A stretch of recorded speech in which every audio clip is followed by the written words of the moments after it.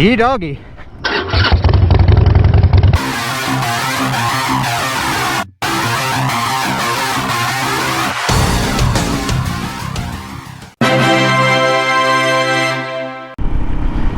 What's up, riders? Old Man Ronin here. Welcome back to the channel.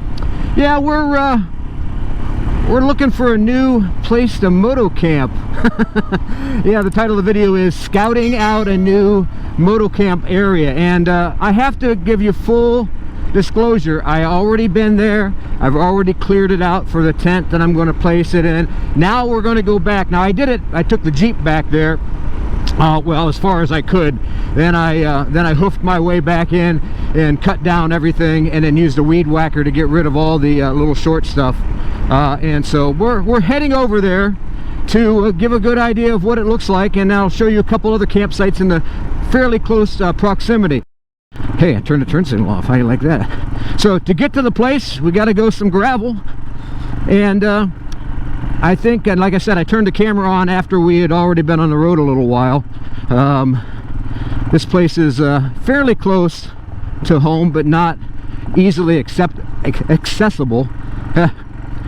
Sometimes I'll learn how to speak proper. This little ranch right here, they raise some pretty nice Black Angus, and it's a beautiful, beautiful area. I'll tell you. I know I keep looking back and forth, but I'm trying to maintain the road too. Guy asked me before, he goes, "Man," says, "you ride a lot with one hand on gravel roads and stuff." And yeah, I mean, the bike's going to go where it wants to go.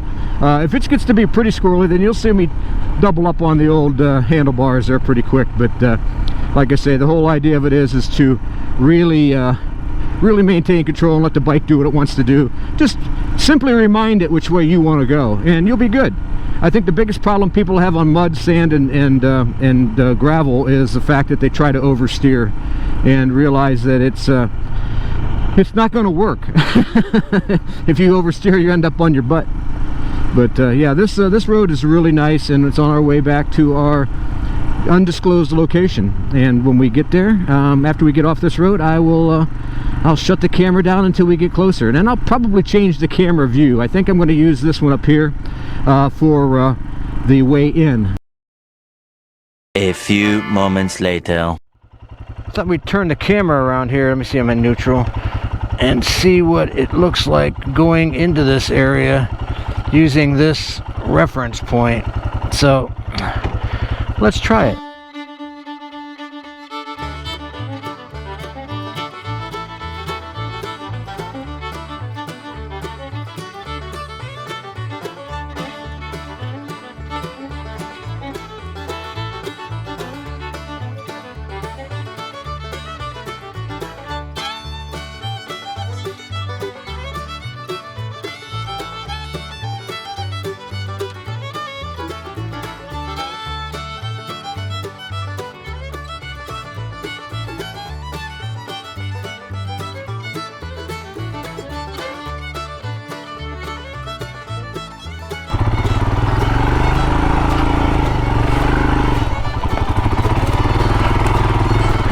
Yee doggy.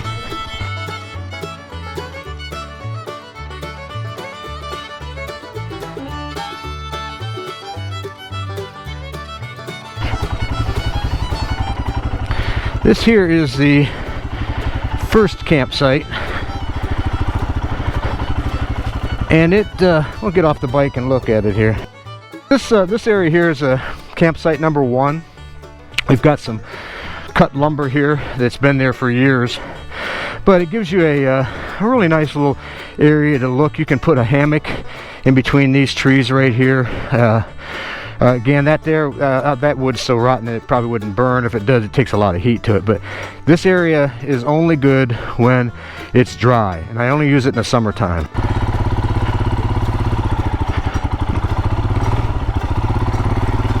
Yeah. Again, these tires need to be cleaned out first before they're and I just may have to do the changing of the tires ahead of time.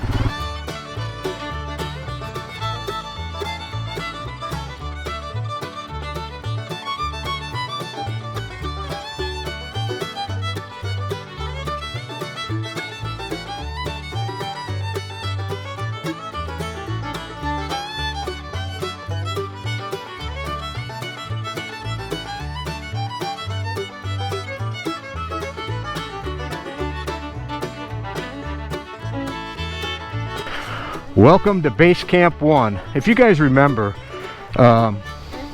this is where I did my premiere to Moto Camping after I got the Royal Enfield Himalayan. This is one of the areas that I like to come to. It's got a fire pit already built, a nice little wood wall there. I usually put my tent over there in the corner, and of course there's places for other tents as well too for the rest of the family, and if they want to come back and stuff. But this is a base camp number 1 actually, and like I said, it's got a beautiful area. The deer through here, it's just amazing how many there is. So it's one of those type of things that boy, that tire is really locked full of mud, so shame on me. But no, this is a really good area for camping. It's quiet, you don't get any noises, wildlife all over here, and of course you've got a farmer's field right next to you that he uses to only for hay, and so that's really a nice place. There's, you know, it's a little open there, so you don't feel so you know, a lot of people get afraid when they go into the woods. I do not, but a lot of people do, and they've got a nice little open area here that'll make you feel a little bit more secure. So let's go to the next spot.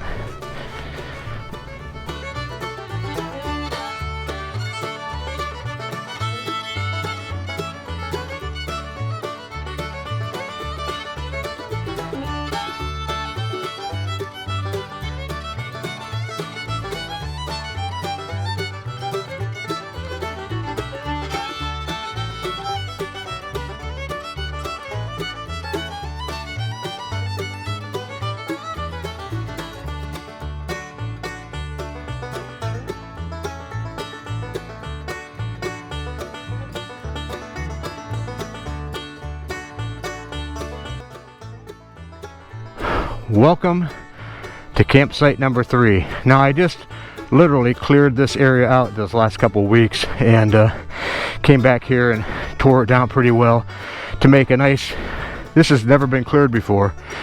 And I mean, there's not a lot of underbrush here anyway, because it's back in the back of the woods along the, you've got a few ravines that are surrounding it. But this area in particular is really nice and quiet. Say you've got some hills, and it's all deer trails to get back in here, but it is a really cool place. So thought you'd get a kick out of seeing this new spot that I just cleared out, and we'll go not to the next one. We're gonna head back out because I'm breathing like crazy. Takes a little bit more out of you than what you expect to get a motorcycle back here, because a lot of it you have to walk. Like I say, you're actually doing a deer trail where they're walking, they're not running. And so on a motorcycle, it is critically important to have one that doesn't rev high. You know, we've talked about this a bunch of times about how the Royal Enfield Himalayan has all of its power in the low end, and this is exactly why I love the Royal Enfield Himalayan, because it is a mule, and this thing will literally crawl in areas like this. You got, like I say, this here, the area we're at is the top of a V, where you've got a big ravine on one side and another ravine on another side, and it comes to a point right here, and so these two ravines join and then run down to a creek. These are dry washes. It only has water in them when they're when it's a heavy rain, but that's the reason why there's a lot of mud around here as well too, is because when it does rain, it collects in the low areas and just rolls down these ravines into a creek that goes into the river. So, but yeah, this is a cool place, and I hope you've enjoyed me getting back in here. And it took a little time. I can't wait to get back on the road to clear those tires out. I'll have to do some washing on the bike apparently. But no, this is again, the reason why I love the Himalayan is because it's a mule, and they can bring you into areas like this. You get a bike that revs high, I'm telling you, it would be difficult to walk the bike back through here. And the low gearing in that first gear, the ability to use engine braking coming down those really sharp hills without using the brakes too much, because if you hit the brakes, you're going to lock up, particularly with the crappy tires we got on right now. And again, I don't want to pick on the Pirellis, because they are built for mostly road. I've talked about that in all the different videos I've had on it. But they did get me back here, despite a little bit of, you know, had a little trouble on that one hill, and I didn't cut it. I'm not going to cut that out. You're going to see me have to back up and and get on some dry ground to get a little run up there, because she was slipping and sliding pretty well. And that's not the bike, that's the tires. So you need a more knobby tire in a situation like that. But again, the old mule is fantastic, and that's why when I was looking at different bikes to take on the Trans-America Trail, I needed one that was going to give me that ability to work like a mule. Low RPM, but yet heavy power. Let's head out of here.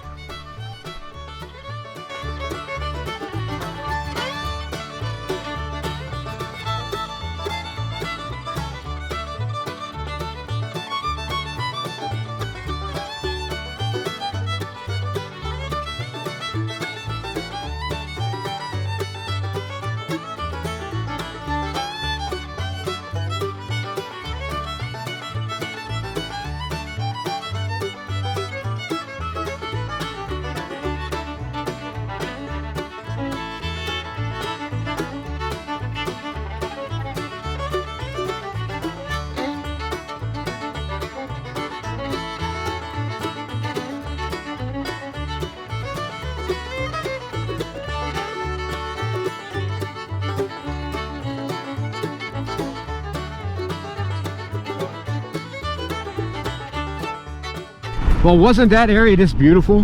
What a beautiful camping area.